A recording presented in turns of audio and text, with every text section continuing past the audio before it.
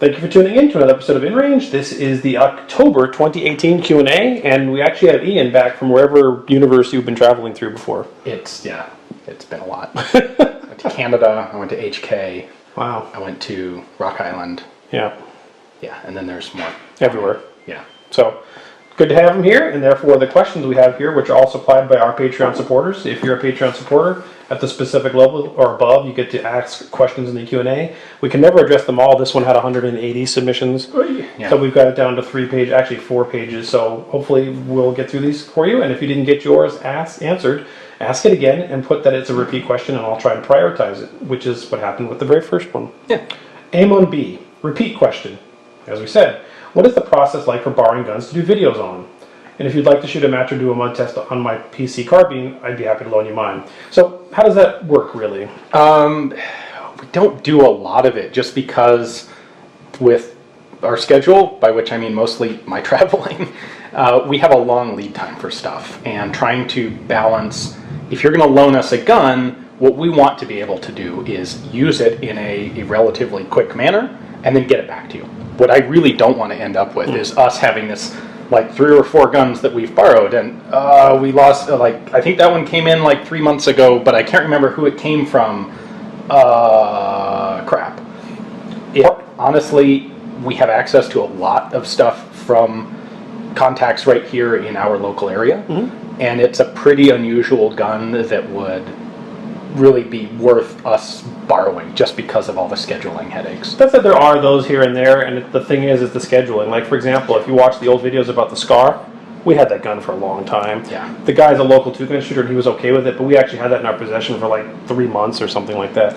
Not everybody wants to do that. They think they want to send it to us and get it back in 3 days, and it's just not how things work. Yeah. Thomas P.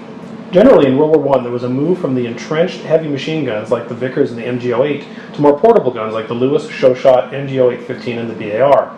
If the war had started with those guns, would they have moved to heavy machine gun by war's end, and would the war have been fought differently? The war would have been fought a little bit differently at the beginning, I think, because the light machine guns did exist at the beginning of the war. It's just the armies didn't really appreciate or understand how best to use them. Yeah, I don't think that it would have changed much, and I don't think that there was a move from the heavy to the light.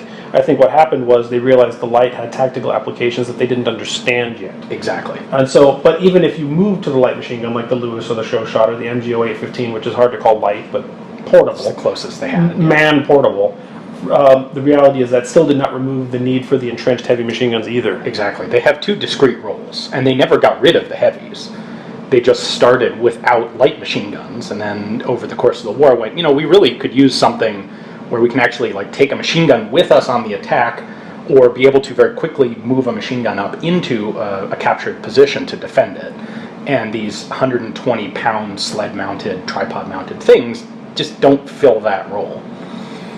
Also, the 1907 M1909 Benet Merciers that we have also just suck too badly to even ship to France. Funny, that was a video that came out on Forgotten Weapons today, in fact. Yeah. But on that note, the heavy machine guns would have never been moved because that was how you held your positions. Right. Those guns essentially had the ability for firing into perpetuity. Yeah. And you can't do that with light machine guns. So if you're dealing with no man's land and there's an assault coming, those heavy machine guns are what would repel that assault. Yeah. And so the light machine guns would help in your assault, but the heavy machine guns are what would help repulse an assault. Defense. Yeah. Exactly. Jordan, what's up with giveaways recently? It seems like there hasn't been one in a while. Not complaining, just curious. You're right, there hasn't. You're right, and I'm including this very specifically because we need to address this. Yeah. We've been doing the giveaway since the beginning of Patreon support on InRange from $1 and above, and Patreon fairly recently, and there's a link that I can put below, has made a policy in which they are preventing anyone who's a Patreon supported content creator from doing raffles and or giveaways anymore. Yeah. And it's not because they're being malicious, it's because there's a myriad of strange laws regarding what's defined as gambling. Right. And some states may consider that gambling and some may not. And it's countries as well. This is an international thing. Very much so. And so instead of putting their foot into the potentially legal hot water of that, they decided you just can't do that anymore. Yeah. Which I get. Now, that being said, for those of you at the $1 and above, first of all, thank you for your support at Patreon, regardless if it's $1 or more. And if the $1 was the reason you joined was strictly for the raffle, I apologize that that's changed. However, I'm kind of working on some ideas about stuff that we're going to bring to the Patreon to kind of augment it in a way that will help nullify that loss. Yeah. So wait, stay tuned. The dollar people are going to get forgotten, and there's going to be some stuff coming to Patreon to make it still rewarding to be a Patreon supporter, and of course, supporting the channel is regardless of the perk. But we did have to remove the giveaways per Patreon's rules. Yeah. So And it's not Patreon's fault either. They did it because of the legal issues surrounding that. yeah, I don't think they specifically even in the article said we realized that this is a really cool perk, and they seemed apologetic, but it was something that they couldn't deal with. Duke VonMeep II. I've asked this before, but how does Karl tie his head rag so there's no big knot in the back? Thank you guys for all you do. Well, it's not because I don't tie it. I don't have it with me. I should have brought one. Those are actually what the heck they're called, tacto wraps or tacto.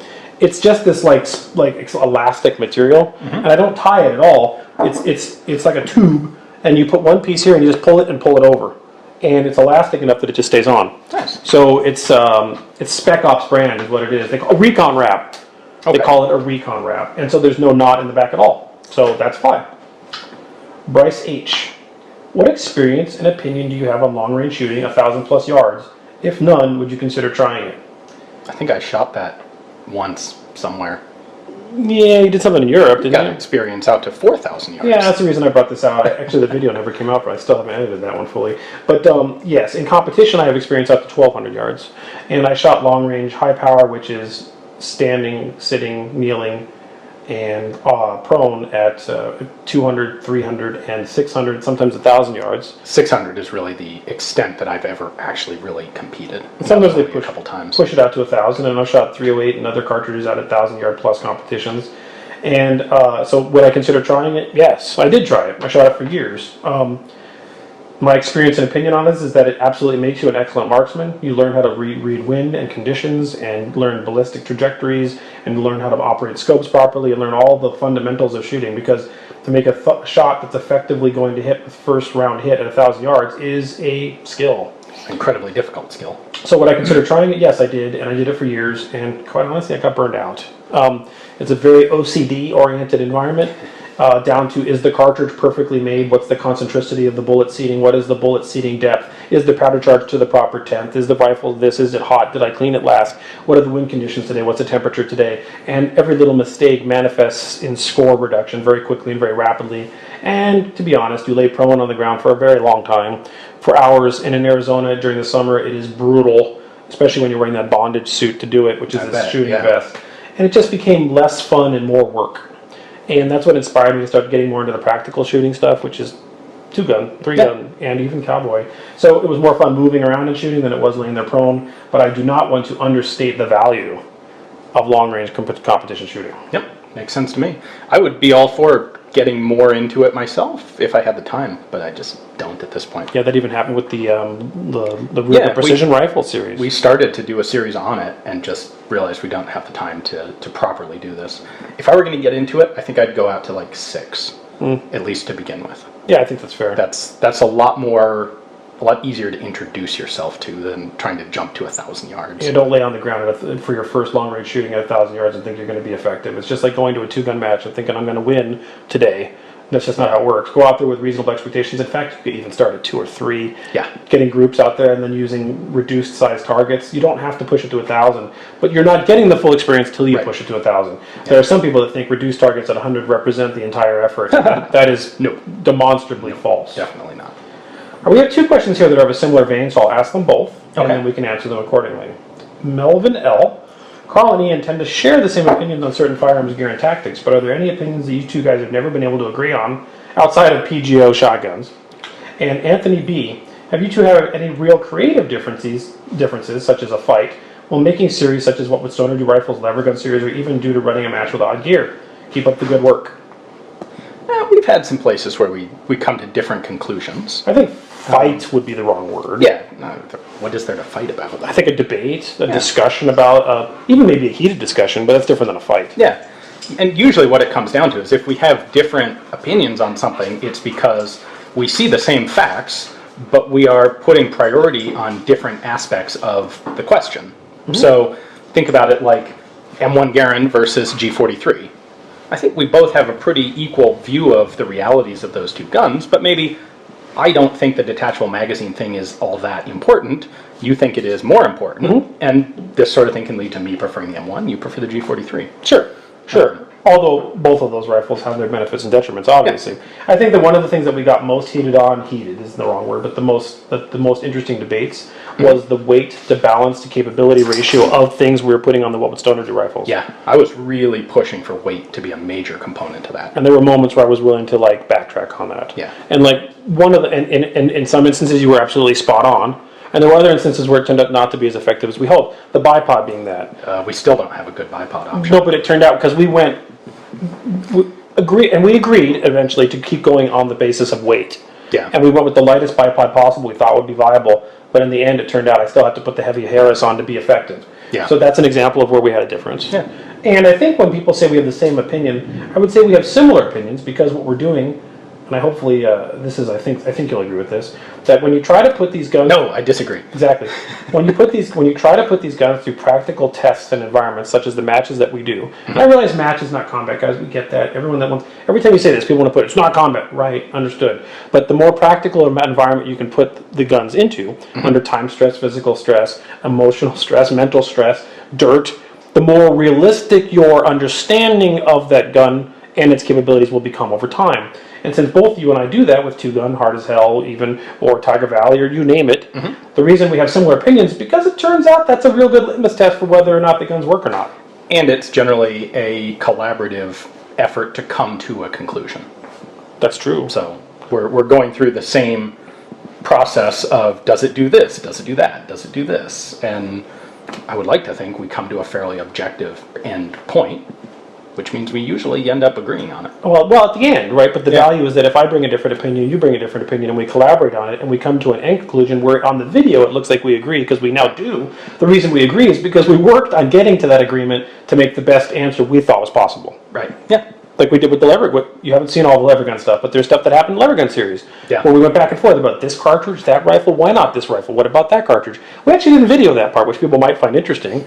A lot of that's hard to film because it's an ongoing process that you can't necessarily just sit down, turn on a camera and blah. Or 3 hours of messenger of us discussing it. But, Yeah. but that end conclusion, we're in agreement because we've come to a mutually assured agreement on that we think this is the right idea. Yeah. And the audience doesn't see the rest. They don't see the sausage factory. Yeah. Troy M. How many rounds of rifle and pistol ammo should I bring with me to come to one of your matches? Well, Troy, you have to determine which match. Are you talking about Desert Brutality, Finish Brutality, or the standard 2-gun? If you're talking about the standard 2-gun match, if you bring 200 rifle and 100 pistol, You'll go home with a lot. well, a lot. Our round counts are absolutely on the lower end of the spectrum. We emphasize different things at these matches. But I would recommend 200 and 100 just because what if there's a reshoot or something goes wrong or something like that. But you could pretty much bring 100 rifle and 50 pistol and still be okay. Yeah. But that's what I'd recommend. Now, when it comes to the Desert Brutality and Finish Brutality, that's different. Watch the websites for that. Yeah. If you want to shoot something weird, that 50 and 100 I think is a good ballpark to go with. You may go into the stages going like, okay, there's four stages here. I need to try and not shoot more than 25 rounds of my rifle ammo in this stage. So if there's a spot where you have the potential to dump a ton of ammo pointlessly, like make a note going into that stage not to do it. But if, and I'm in this situation sometimes. Yeah, I want to shoot a weird thing, but I can only get, like it's really hard to get the ammo. How much do I really need to have to do a match? 50 pistol, 100 rifle. Pretty well. When you bring out a gun chamber at 8.35 unobtainium or something, and exactly. you've got that many rounds, you're like, makes you consider what you're going to do on the stage. Yeah, there's going to be a Kropatschek match coming at some point. It's true. And so finding a sufficient supply of 8mm Kropatschek is exactly that. Are you there yet? You have enough? I think I do. Yeah. Well, then it has to happen. What do we put against that, though? Well, Mauser 7184. Yeah. That pretty much is a Kropatschek. Yeah, it is. Gewehr 88. Yeah. That's going to have an advantage. Yeah. It's right at the same time frame, though. Could even do a trapdoor Springfield in a weird It'd way. either be a single shot black powder rifle or one of the very first generation. Maybe that's another chance to bring out the American Springfield, the trapdoor again. Trapdoor hasn't been around in a while. Yeah, see if that 2 magazine really makes a difference. Exactly. That's a good idea. Yeah. We'll pencil that in for 2024. We'll get there. Kevin B. If you lived on the island of Svalbard in the Arctic Circle and were required to carry a rifle for protection from polar bear attacks, what would you take, assuming no onerous restrictions? My gut on this, having never even really in any serious way considered a gun for bears. Polar bear, which is an even different beast. Would be, I think, a 12-bore shotgun. with slugs. 12 gauge. Yeah. Well, I know the answer to this because I've traveled to Alaska. Right, you have. And I did not go on this trip but wanted to, and it's something that's on my list. But there's a trip where you actually walk from the northernmost, really, village in Alaska to the tip of the North American continent. It's cool. And in the process of that, there are legitimately polar bears there. This is real. And there's stories about polar bears chasing people into the town and eating them in the town square. Polar bears are, of bears, the most aggressive, apparently, of the bears. And so they are armed with 12 gauge shotguns with 3-inch magnum slugs. That's the anti-polar bear pill. Okay. And so, given that they do that there, I would go with their already previously acquired knowledge, and I would go with a 12 gauge with 3-inch magnum slugs. I might consider doing it in a side-by-side because you get 2 quick shots versus a pump. Yeah, that's a more interesting. That's like an express rifle sort of thing. Yeah. But that's what I would do. Kyle, would it be worthwhile to get into the AK-74, or should new AK shooters stick with 7.62x39? It really kind of depends on what you're looking for. My answer is the one that no one ever seems to like, which is if you 5.56. if you want an AK and you're not, don't bother with 5.45, and really don't even bother with 7.62x39 because it has its benefits, but in truth, it's a harder cartridge to shoot. Go with 5.56. It's plentiful, it's available, and 5.56 AKs work just as well as 5.45 AKs. The difference is, I think, for everything, for all the infrastructure except the cartridge, the 7.62x39 is going to be your most accessible option. It would be the most reasonably priced. Yeah, mags, guns, aftermarket stuff. True. It's going to be the cheapest and the most available in 7.62.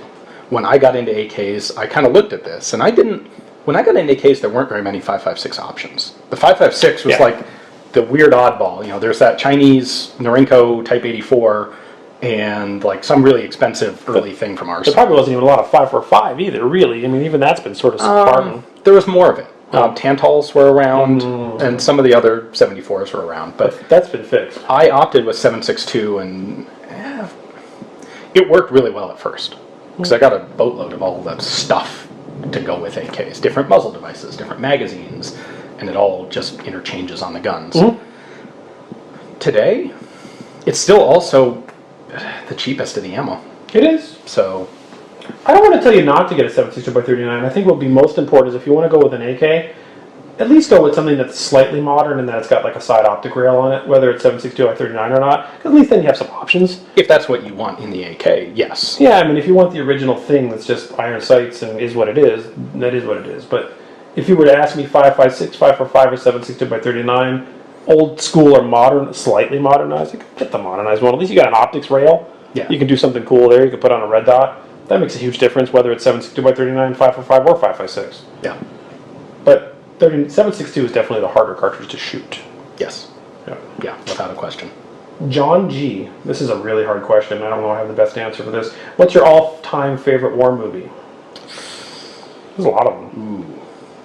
And then when I get my answer, I'm sure I've got 5 more, but I'm going to try and get only 2. You go first. I have to think about this. Well, I got 2, and one of them people are going to roll their eyes and balk because it's not a war movie, but I enjoyed the hell out of it, which was Inglourious Bastards. That is a war movie. Oh, I love that freaking movie. That movie. It's not exactly a historically authentic war movie. No, but my gosh, it's fantastic, and the character development and some of what they represent from a philosophical perspective was spot on, even if it's not a real movie, a real story. It was a fun movie. Oh, it's a fun movie. If I was going to pick a movie that was legitimately not something like that, hard to not go with Black Hawk Down. Black Hawk Down's good. There's a bunch of good ones. I'd have to go with one that's not quite a movie. I would go with Band of Brothers. Oh, well, okay. I didn't think of that. If you're gonna include miniseries in this, I would go with Band of Brothers. Yeah. Band of Brothers is fantastic. It is everything that Saving Private Ryan wasn't quite. Yeah. And it's 3 times as much of it. I agree. So, but that's cheating. So pick a movie. No. You know, it's another one I liked a lot, which I liked War Horse a lot. Yeah, okay, I wasn't a huge fan of War The Horse. horse part, but when they got to the trench warfare, it was pretty good. In terms of World War I stuff, it was well done. If you want the hipster avant-garde one, and you don't mind subtitles, I will recommend a French language movie called A Very Long Engagement, which is a World War I movie, and it's not the stereotypical nothing but combat movie. It is a movie that you and your girlfriend will also both enjoy simultaneously. So If you want something different you probably haven't seen, check that one And out. if you want something that will psychologically traumatize you and give you nightmares for the rest of your life, there's a Russian movie called Come and See. Yeah. Yeah. Not recommended for any human being that wants to have sanity. All right. Icebreaker interactive. Waffles or pancakes? French toast. You cheat on all these answers. Yeah, well, What's the French answer? toast is better than waffles. This is a binary question. Waffles or pancakes? 2. Which one? They're the same thing. So No, they're French not. Yes, they are. Not even. Yeah. Waffles. Pancakes are soft and smushy and don't have ridges. Waffles have ridges, and they collect the butter and the syrup in a different way. Exact same And they're thing, usually different. crispy. Same thing with different texture.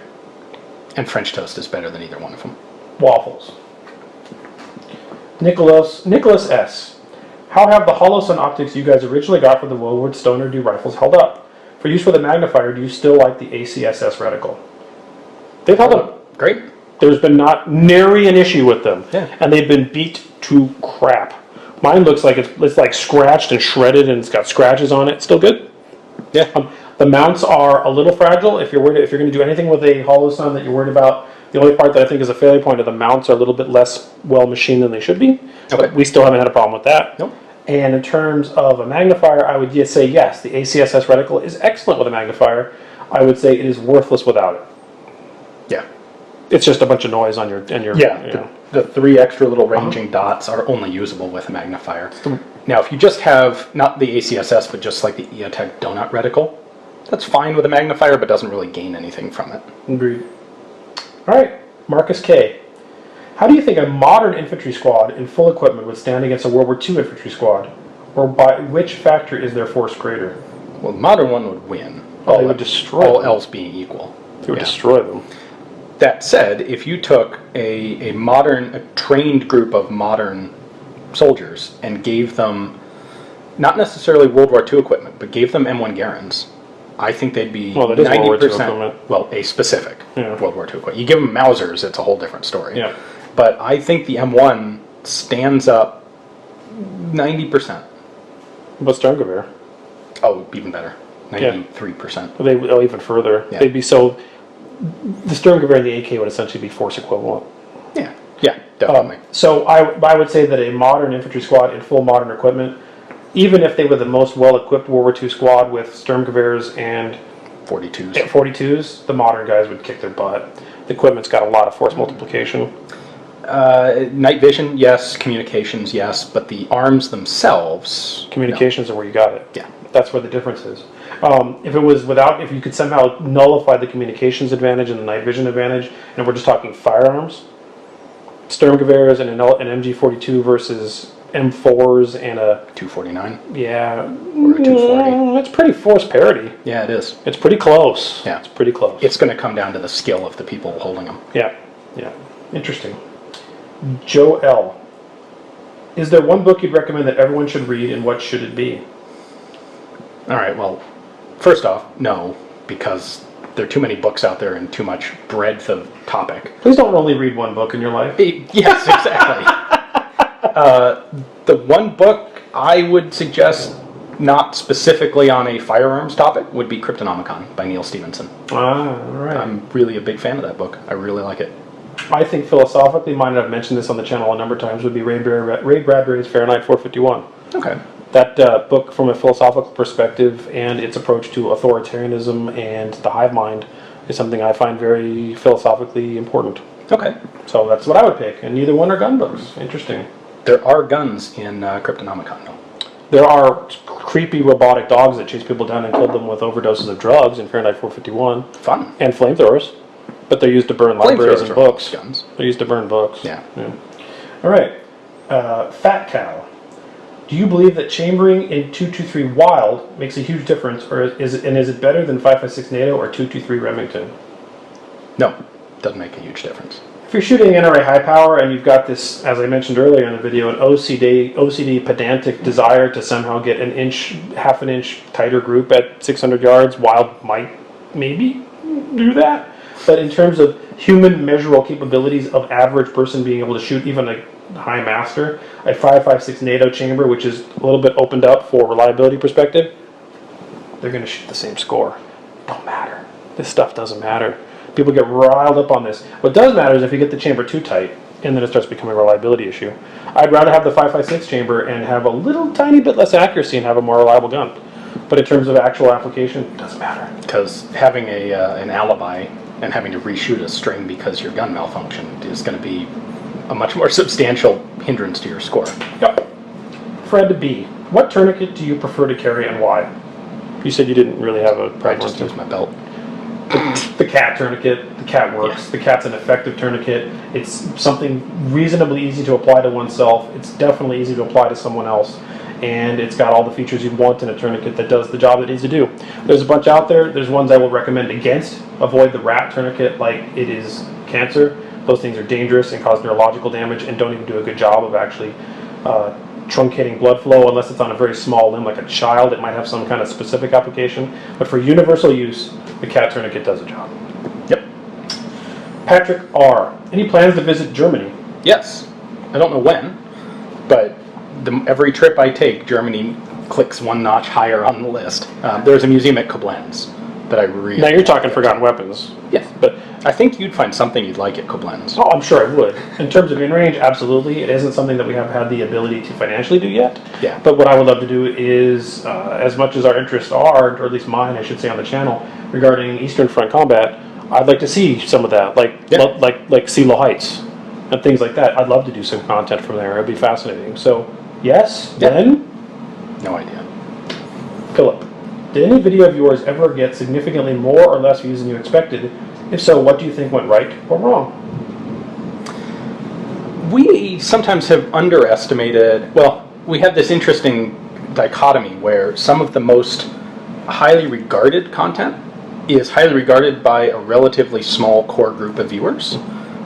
In particular, some of the Old West vignettes will get effusive praise, but 2/3 as many views as an average video. Or even less. Yeah. And then, of course, what you know is going to happen, some of the more clickbaity, I mean, clickbait's not really... Not intentionally so. But the more hyperbolic sort of content, the stuff that grabs people's attention, like mud tests, like an AK mud test, will get billion, million, gazillion views. But it doesn't really build your guys' interest in the way that some of the, I think, more focused content does. It's interesting you said that, and of course the AK mud test, of all the videos, the one that made, the first AK mud test we did with the whale barrel, which is now years ago, that was really sort of done whimish. Yeah. Like, let's do this. Let's see what happens. I don't think it's going to work so hot. That was literally how the discussion went. It was never this insidious, let's prove the AK doesn't work. It was like, let's go. The AK wasn't even in the first one. No, but let's go see what happens. And we can, it fails miserably. And for good reasons. And then we tested subsequent AKs and proven it. And then the AR working became this crazy thing, which again wasn't as much of a surprise as it shouldn't have been a surprise. But the fact that really, honestly, when that AK mud test is now at millions of views, that blows my freaking mind. Because of all the content that we put out on InRange, that's one of the most least interesting videos. To me. Yeah. It really is. The Old West vignettes, the historical stuff, some of the match content, the what would Stoner do carbine builds. There is an intellectually very interesting, stimulating stuff on the channel, at least by my own bias. And the one that gets the millions of views is an AK being put in mud that doesn't work. Kind of predictable. So, did that surprise me? Yes, it does surprise me, but I guess it shouldn't have. No. All right. Own W. Why are straight-walled cartridges so rare? Rifle cartridges. It would seem like the advantage of high-capacity straight stick magazines like the P90 would be appealing. Well, straight-wall cartridges were super popular in the Old West. Right. The problem is powder is more powerful and you need less of it now. Yes, and there are things you can do with cartridges, very specifically good examples of this being 7.62x39 and 4.45, in which you taper the case and add a shoulder to it. The shoulder, one, obfuscates the chamber when it fires to avoid, to the best possibility, gas blow-by. You see that with the 4440 in the Old West with black powder. That's what they were trying to do with the shoulder. Yep. But on top of that, the taper of the case means that it is much more likely to successfully extract under high-pressure scenarios in a semi-automatic rifle.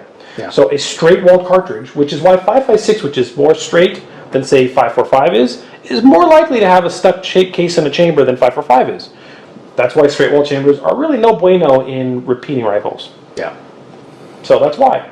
And if you have something like a it used to be when they were popular, you had black powder cartridges that had very large bore diameters, 45 caliber. So you didn't need the extra. You didn't need to neck the thing down because you had as much volume as you needed behind this gigantic 45 caliber bullet to hold all the powder. Yes. Today with 223, if you wanted to get a full powder charge in a 223 diameter case, it's going to be like this long.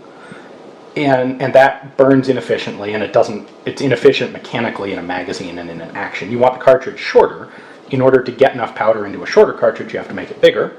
Necking it down gives you the added benefits that you just described, and so from both sides, you're going to end up with a necked down case. The majority of Old West straight weld cartridges were so trying to get the amount of as much black powder into the cartridge case as possible that they were called balloon head cases.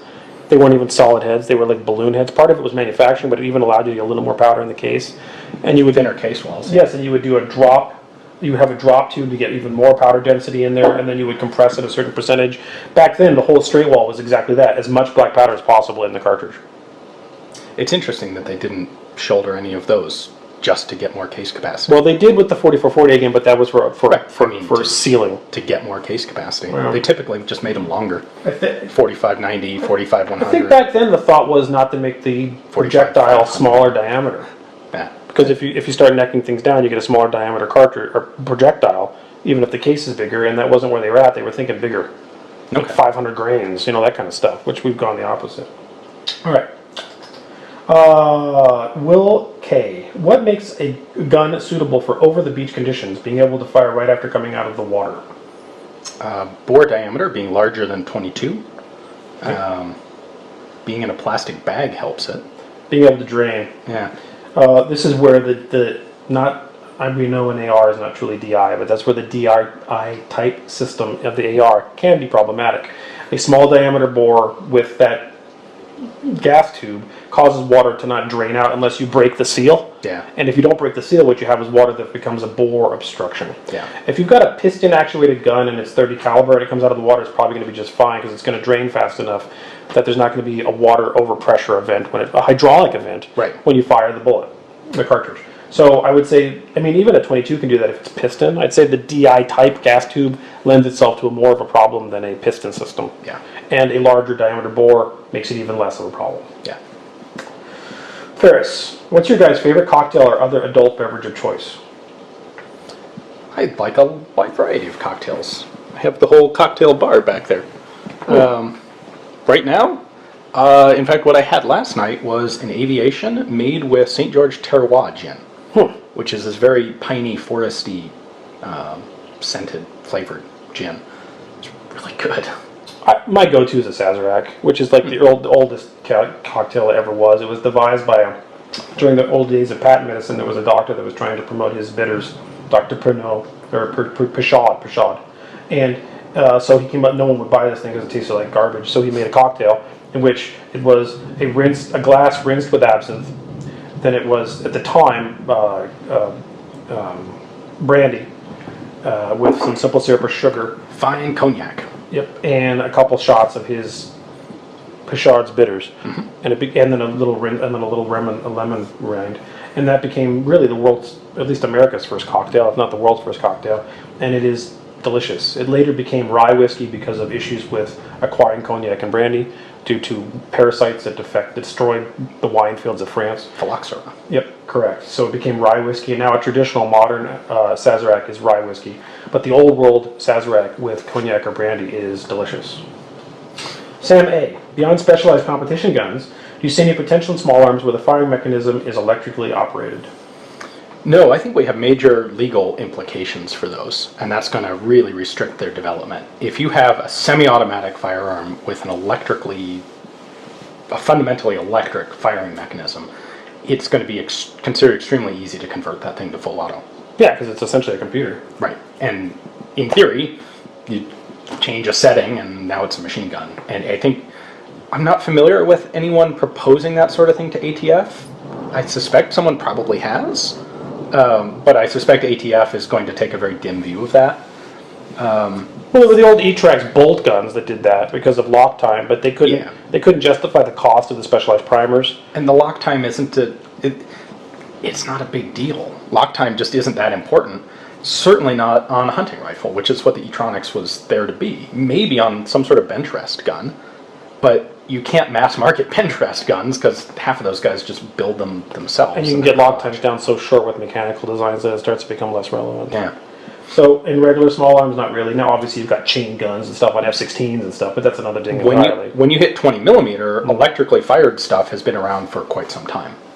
In fact, some of the 20 millimeter surplus brass you occasionally find is not really usable because it's made with electronic primers, and you can't just pop them out and replace them with regular percussion primers.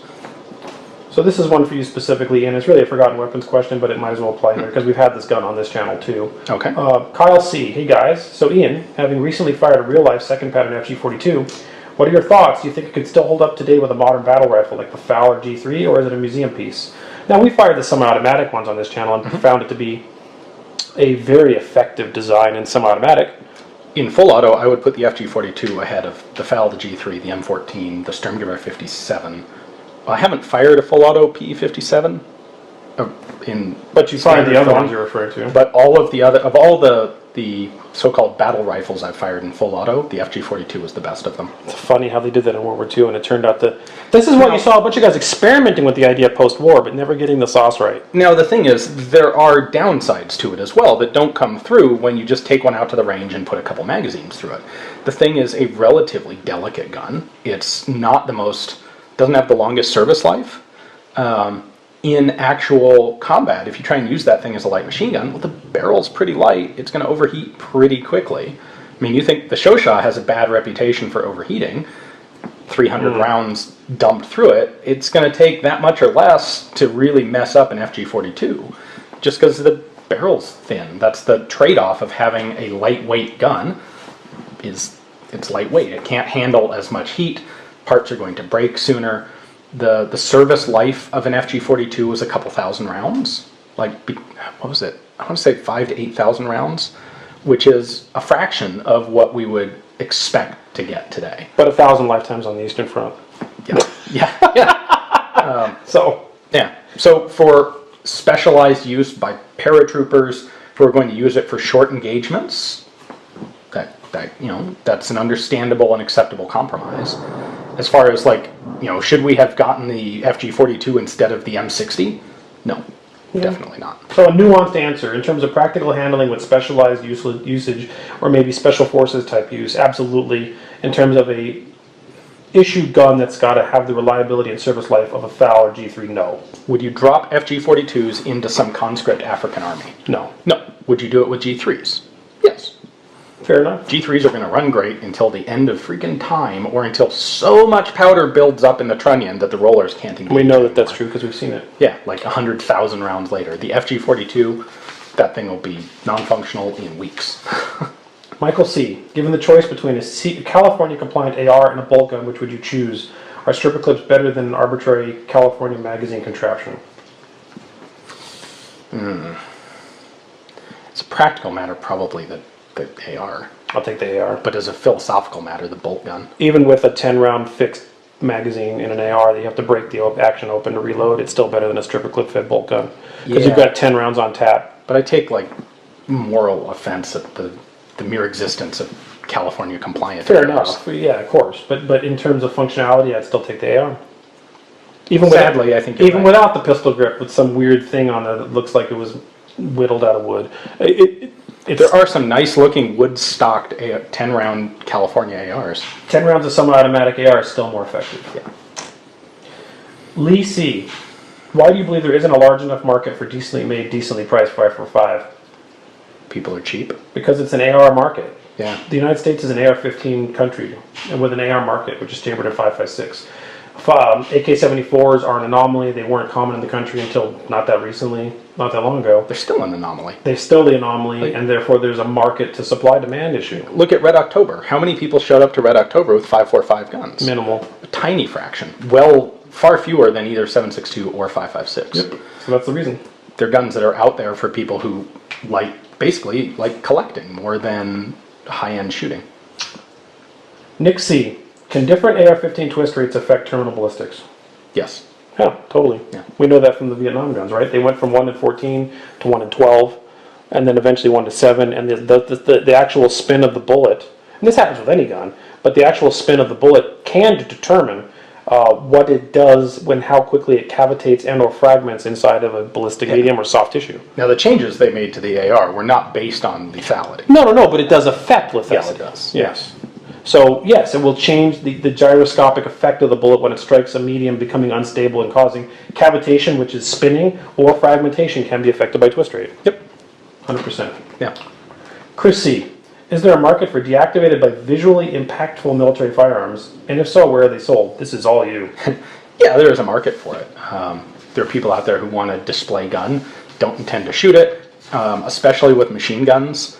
Like, I'd love to have an MG34 to go with my collection of World War II stuff, but I don't feel like paying $35,000 for a transferable MG34. So the idea of getting, usually it consists of a real parts kit built on a solid aluminum dummy receiver.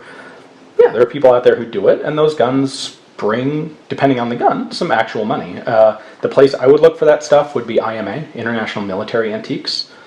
They're one of the first or largest companies to really discover that market.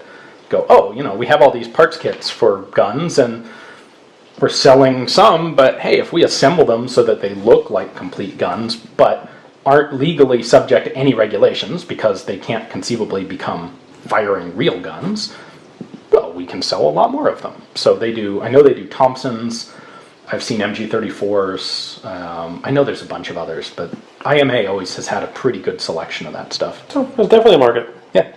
Especially Europe. In fact, not that long ago, someone was talking about wanting to get a semi-auto Thompson to complete, to go with a World War II collection. And I advised them to instead buy a dummy gun and spend the rest of their money on something that was better to shoot than a 16-inch barreled semi-automatic. And the dummy gun will actually look better and actually handle better in terms of demonstrating what the gun actually felt like. And those semi-auto Thompsons suck so badly that I just flat out don't want one. Yeah, I apologize to anyone who has it and loves it, but just don't. Just don't. Matt S., do you guys have plans to attend any more run and gun type 2 gun events? Nope, I'm done. I'm out. Yeah. I don't know what channel you've been watching, but I mean, that 2 gun stuff. Yes, of course we do. Yeah. We have plans to run a lot more of them too. Yep, that's true. We got stuff coming up. We got Desert Brutality coming up in February of 2019. Plans for potentially another Finnish Brutality. I'll be going to Tiger Valley with Russell Fagan. Yep. In November, you're going to be in Narnia. But we have a lot of 2 gun stuff. Yeah. So, yes. Martin S., do you have any plans to expand Brutality matches to other countries in Europe? For example, Switzerland? Us personally, no, but we would love to assist with you if you want to do that. If that's something you're interested in, reach out to info@InRange.tv and we should have a discussion. Yeah. There are some folks, we have one guy in particular who's working on another European Brutality match. I don't want to go into more detail because it's not finalized yet, and I don't want to. There's potential for that concept to spread. Yeah. If you're interested, reach out. info@InRange.tv. Joseph K. I appreciate your exceptional content. Thank you. My question is as follows. We know about the viability and popularity of 1 to 4, 6/8 scopes on the market today. How viable do you think a 2 to 7 would be for 2 gun? Not as good. Nope, you want the 1. Yeah. The 1's more important than the 8. Yeah. Ironically. So much of what you do in terms of shooting is intermediate distances, and that 1 is a clear 1 that does not have a eye relief problem. That matters more than the high end of the upper end of the scope. Of course, in 3 gun, we're seeing more and more smaller, further away targets. So that 8 becomes more and more relevant. But the 1 matters more than the 8, and therefore a 2 doesn't have a 1, and therefore it is less useful. Yeah. Simply put. Connor D. Something a little different. Aside from Karl's VW thing, do either of you own any other cool, classic, unique vehicles? I used to own a CJ2A, Willie's Jeep, with a Studebaker engine in it. Yep. It was, in concept, extremely cool. And after this, it took me some time to discover that I do not actually enjoy working on unique and interesting vehicles. Mm. And so I ended up getting rid of that because I just want to be able to turn the key and go somewhere. Mm-hmm. And I couldn't do that with the Jeep. It was always, you always had to tweak this, tinker with that, which is something that some people love doing and really get a lot of pleasure out of, and I do not. So I got rid of it. I took a massive financial drubbing in the process. And that has taught me that until I win the lottery and can afford to just hire somebody to maintain my fleet of half-tracks, Jeeps, and I don't know, Bugattis, I will not get back into that. So more power to those of you who are mechanically more inspired.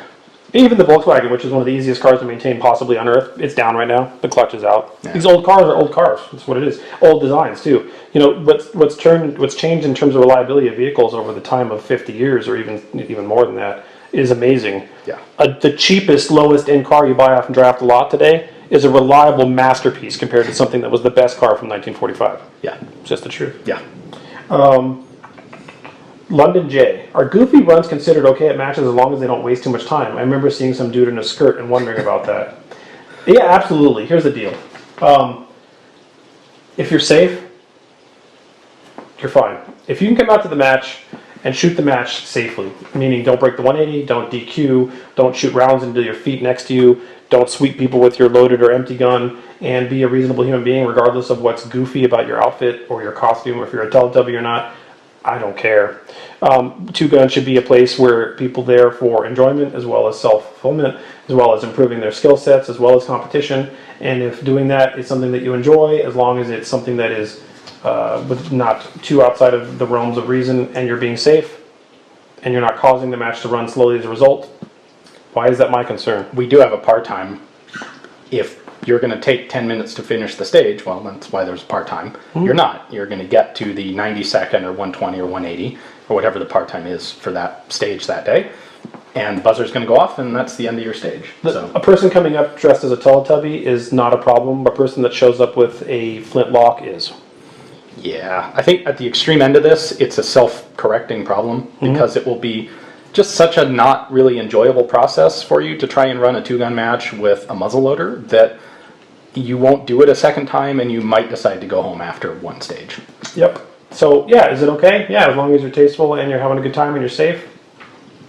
Why is that my concern? Chatty K. Is the idea that 7.62x39 is superior to 5.56x5.45 in a dense forest a myth based on marginal differences in performance, or a solid fact when considering when choosing an Army's primary caliber? I think it isn't a myth. 7.62x39 absolutely is better at barrier penetration and is far less likely to get deflected off of light brush than 5.46 or 5.45. So if you're shooting through barriers or attempting to shoot through barriers, whether it's a small mud wall, drywall, or brush or bushes, 7.62x39 absolutely has a benefit and a superiority over those smaller 22 caliber cartridges. Yeah, I think it's more important for just hitting something immediately behind, because we did this with 7.62 NATO in one of the two-gun matches. That will get seriously deflected by light brush as well. Not as badly, but still badly enough that you're gonna miss most of the time. I remember, what was it? You did a 20-round dump. I did 308. Yeah, But that was 7.62x51. but even then you had a lot of misses. Yep. It was like 4 or 5 hits on target. But got through. Round mag. Yeah, 5.56 never did. Yeah.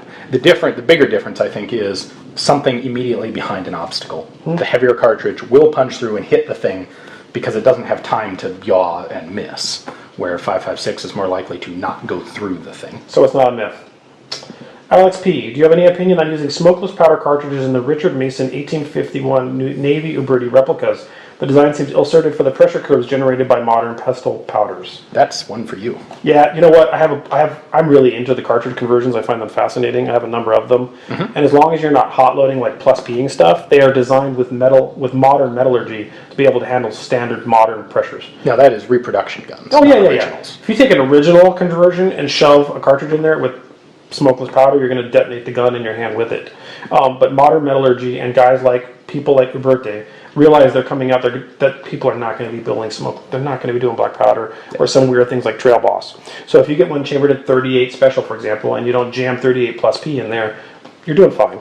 Those guns are, the design is it well suited for that? It's acceptably suited for that with modern metallurgy. And they could not put out the gun on the market without doing as such. Yeah. So don't hot load your cartridges, but those conversions are perfectly fine with reasonably charged powder charges in the cartridges they're chambered for. Cool. Scott S. What would it take for Karl to shoot a match with the FAMAS and a beret? Start a crowdsource campaign, and I, for one, will contribute. Well, maybe we should do that, but the reality is I would be welcome to shoot a FAMAS with the Bray. I don't care. It would just take more matches in the month. The only reason we haven't done that is we have a limited number of matches that we can both get to, and we have a very long list of things that we would like to shoot in those matches. And having put the FAMAS in a big one, in Desert Brutality, it's kind of moved off the priority list. Like, we've seen the FAMAS. There'd be absolutely no problem with doing it again, but we have a lot of other things that are more pressing. Oh, I would be glad to shoot it if you're willing to loan it to me someday. I would be very careful with the magazines, of course. I think it'd be fascinating to experience a match with the FAMAS. Yeah. So if you want to start a crowdsource campaign, feel free to contribute to Patreon more. $25,000, we can buy Karl his own FAMAS. Whatever. I'm kidding, of course. But would I do it? Absolutely. I have no concern with that. I'm not. If someone wanted to buy you a FAMAS, that'd be awesome. Oh, sure. There's one at Rock Island right now. What, a semi? Yeah. Wow. There's like 100 of them, aren't there? 200? 200. Yeah. Some of them are in Canada, though. I have fired the gun. It's a fantastic gun in terms of bullpups, which I'm usually very negative on bullpups. The FAMAS is really nice. Yeah. It's really a gun that deserves more developmental effort. Yeah. It's too bad that it just dead-ended as just a result of natural factors in the world. The HKP7 is another example of something that should have had more legs. Yeah. Anyways, that's all the questions for this month. That's an hour of Q&A. Hopefully you guys appreciate that. If you like this kind of stuff, please consider supporting us on Patreon. Again, like we said, it's the Patreon supporters that are able to ask these questions, as well as we've got other perks, Discord and some other stuff.